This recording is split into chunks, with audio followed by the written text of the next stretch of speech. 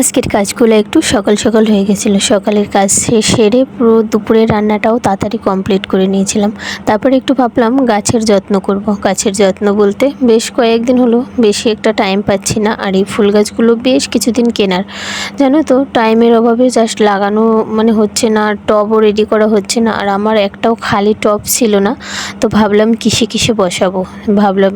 ভাবতে ভাবতে দেখি একটা বোতল পেলাম আর দুটো কৌটো পেলাম, বসিয়ে দিয়ে এখন আপাতত, পরে যদি কোনো টব ফাঁকা হয় তখন বসাবো, না হয় দুটো কিনতে হবে। দোপাটি ফুলের চারাগুলো বেশ একটু শুকনো শুকনো হয়ে যাচ্ছিলো ঘরে বসে বসে, তো ওই জন্য আরোই আজকে একটু সময় বার করে বসালাম। তারপরে দেখো টাইম ফুলগুলো, এটা একটা কাকিমার কাছ থেকে চেয়ে এনেছি, জানো তো, এই গাছগুলো আমার নষ্ট হয়ে গেছে বলে তাই।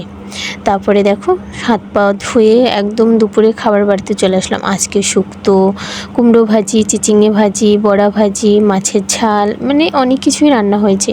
দুপুরবেলায় খেয়ে দিয়ে একটুখানি রেস্ট নিয়ে একটু এডিটিংয়ে ব্যস্ত ছিলাম। তারপরে আবার মনে করো বিকেলের কাজ শুরু করে দিলাম। দুপুরে যেহেতু বাসনটা মেজে রেখেছিলাম, তুলে এক গ্লাস জল খেয়ে, এত কিছু রান্না হয়েছে কিন্তু আমার দুপুরবেলা ভাত খেয়ে পোষায়নি। ওই যে বাঙালি কিছু না কিছু একটা শাক পাতা এসব না হলে আবার আমার পোষায় না। আমি একটু শাক সবজি এগুলোই ভালোবাসি অন্য অন্য খাবারের থেকে।